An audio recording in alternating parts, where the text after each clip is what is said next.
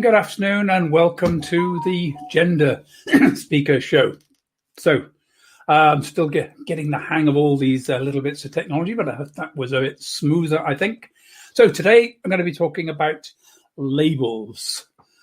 In particular, I'm going to be looking at transvestite, transsexual, transgender, cisgender. Those are four particular labels around. There are so many now. If you haven't heard, you may know. If you now go onto Facebook, and instead of putting male or female, click other, and then start typing, there are, well, the last time I counted, there were at least 71 different labels you can apply. But I'll be honest, I have seen so many new ones. There was at least 30 I discovered that weren't even in that list. And since then, I have found more and more lists of new ones being created almost on a sort of daily basis. People are coming up with a new idea and a label. So I'm going to go back to those original ones just to start with, just to get a bit of a sense of what this is all about on all these different labels. We've got to go back to basically 1910 when it started. Before 1910, trans people were pretty much lumped in with, gay people. The term gay hadn't been even invented then. Today we probably just call everybody queer. That fits into that whole big category. But the first gay rights campaigner, the man who's sort of attributed to being the one who got gay rights campaigns off the ground, was Magnus Hirschfeld in Germany. He was fighting against some German legislation, paragraph 175, which he was really moving quite well in terms of trying to get that squashed and get homosexuality decriminalized within Germany. Along came Hitler a few years later, which messed it all up. But back in 1910, that was what he was doing. He wrote a book in which he talked about transvestism. And that was the first time that term had come up. At the time, there were a variety of sexology had become a big topic. Lots of people were trying to come out with new ideas and new labels.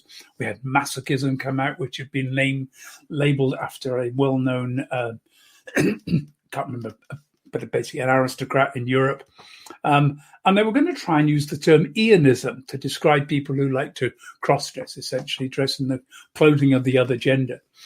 And this is a time when cross-dressing, either male or female, was considered to be a fetish of some kind. And there were clubs around there. And it was all part of a very mixed gay community, particularly in Berlin. So transvestism came out as the first term. People who like to dress in the clothing of the other gender. Again, we're still talking about this idea of a binary, very much embedded into European culture. Hirschfeld himself, a gay man, but believed to be prone to a bit of cross-dressing from time to time. He set up a clinic, the first gender clinic in the world. And he started to get people coming to him, and he began to realize that increasingly there were people who didn't just want to dress in the other gender. There were people who actually wanted their bodies completely changed. And he helped some women become men and men become women, and the beginnings of surgery. And if you've seen the film The Danish Girl, that's based upon the life of Lily Elbe, a Danish painter, and her wife, Gerda. The story of The Danish Girl was a fictionalized account of what happened in Lily's life. Lily died because it was probably discovered that Lily was actually intersex, that her body was actually probably more female than male. And she desperately wanted to have a baby, and they were trying to do surgery to enable her to have a baby. Now, don't even do that today, 100 years later. So that gives you some idea about how advanced things were beginning to get. So the term transsexual also emerged then. So we've got Hirschfeld bringing in transvestite. Transsexual emerged as a term, but to be honest, it didn't catch on. And then along came the war. You may have seen those pictures of the Germans burning books. that was actually Magnus Hirschfeld's library. Because he'd built this huge library of gay literature and done lots of research on it, he was a huge target of the Nazis when they came to power in May 1933. Hirschfeld was out of the country at the time. He was never able to go back. And that was pretty much the end of the campaign to improve rights. After the war in Britain, Cauldwell, I've forgotten her first name, Roberta Cauldwell, was the first sort of fairly famous person who went through surgery. Most of the surgery then was being done in Casablanca. That was where April Ashley went. It wasn't where Christine Jorgensen went to Denmark, but the place for trans surgery became Casablanca. That was the place for everybody that everybody went. Nothing like as advanced as the surgery today. In America, Harry Benjamin picked up things and started to develop the basic standards for how to treat someone who wanted surgery and hormone treatment to physically change their body. So we've got these two terms: transvestite for someone who likes to cross-dress, often on a part-time basis, just for the nights out, not on a full-time basis. And then we've got transsexual for somebody who isn't so interested in the clothing aspect, but wants to change their body and become the other gender. And they want to blend in and literally be. Most of the transsexual people I know really aren't very keen on the whole non-binary campaign, because they like the idea of the binary. They want to be part of, they want to be female, they want to be male, they want to live their lives in that other gender, and they want to do everything to become connected and become recognized and become treated as if they are the other gender. So that was where we had, as we came into the 60s. Transsexual has now become a common term. We'd had a few very famous people like Christine Jorgensen and April Ashley, who had famously got into the news, and Cauldwell, Roberta Cauldwell, who'd become very famous because they changed gender. Another very famous person in America was Virginia Prince. Now, Virginia Prince was, if you like, the champion of the heterosexual crossdresser. This is men mostly who had got married but actually liked to dress as women. It's very much, I think, transvestism had really become very much a male to female thing. It's people arguing very strongly that they were heterosexual. They were all often married, often with their wives in joining them in nights out.